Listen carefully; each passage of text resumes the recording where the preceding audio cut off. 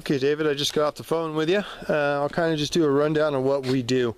Obviously, cleaning is paramount, and cleaning properly. I don't use power washers or anything that's over a certain PSI. Usually I keep it between 28 and 3200 PSI. I'm not a firm believer in chewing up the wood. I do not want uneven finishes, because the finish that we go over the top of is going, I really need it to really appear as if it was made this way. It's very important. The sheens are very important. The actual look is very important.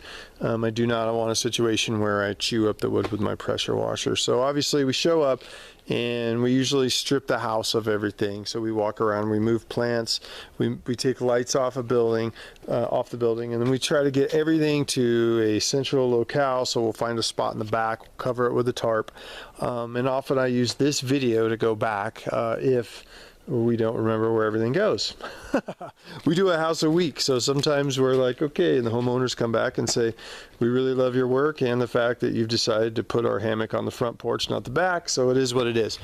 So my theory on this, so this is a water-based fascia. This fascia is obviously this trim piece right here. You are the owner builder, so I don't have to explain that. So my theory on that would be, I agree with your idea on painting that, and I would suggest a Dunn Edwards EverShield. It is their flagship, very best, amazing UV properties, great adhesion. I'd suggest we get in and get a good cleaning, clean all the fascia, or the flashing that's on the fascia, clean all that area very well. And usually what I like to do is just, I keep a little 220 sandpaper in my pocket, and I just kind of put a rough edge on it to make sure that I can get some paint. So with that said, okay, so lights are stripped, then we come in and we mask. We mask everything.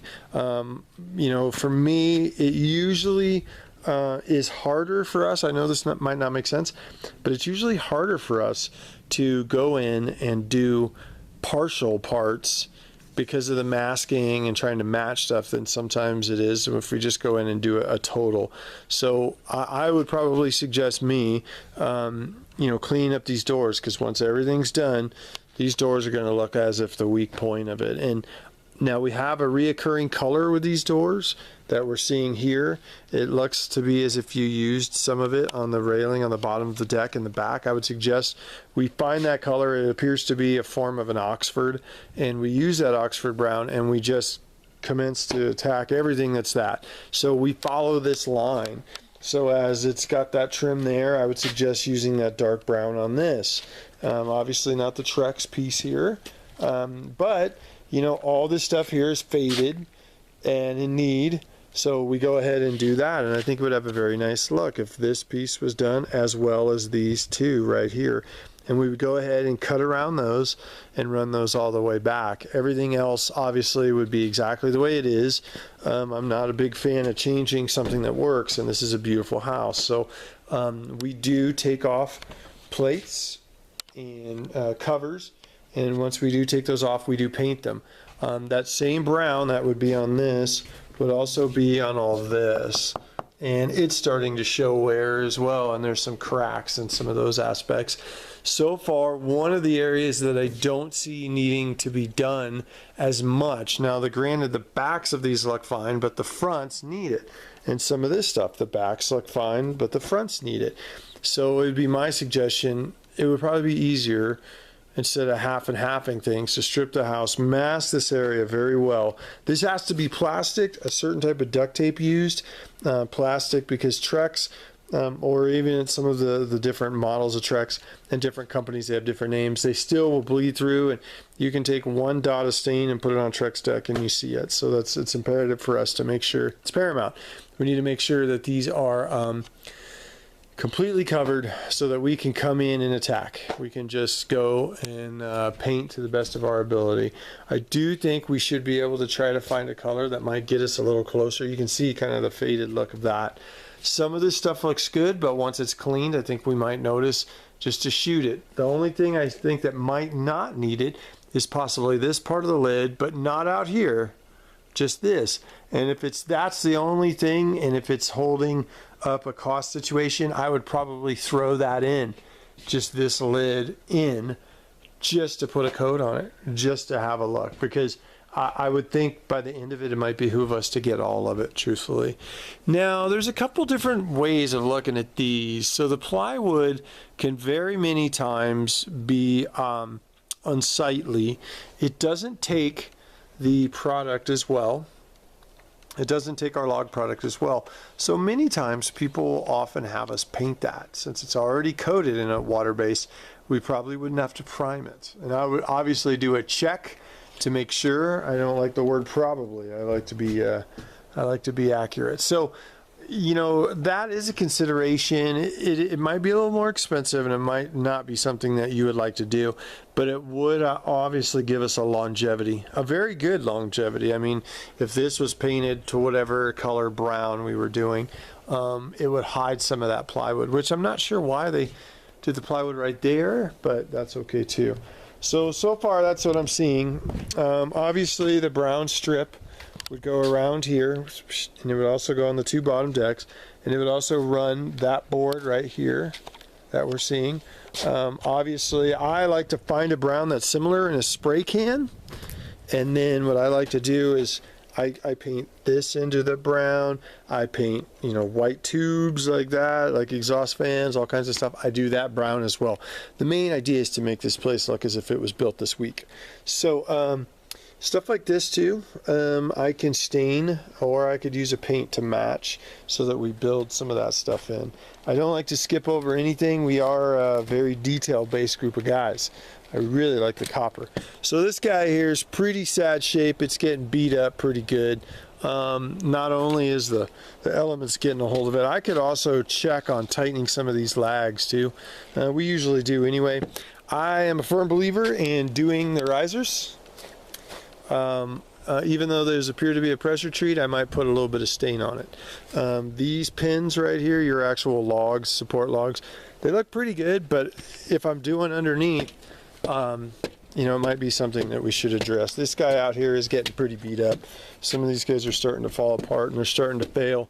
It'd be good to get some UV on them quickly so as to at least address it.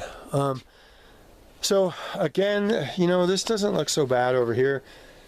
What I think I might do is just put a separate cost of what it would be to paint the eaves. Not the fascia. Fascia would be already included, but the eaves themselves. So some of these areas aren't too bad. This is a very low UV area, obviously. It's a big house.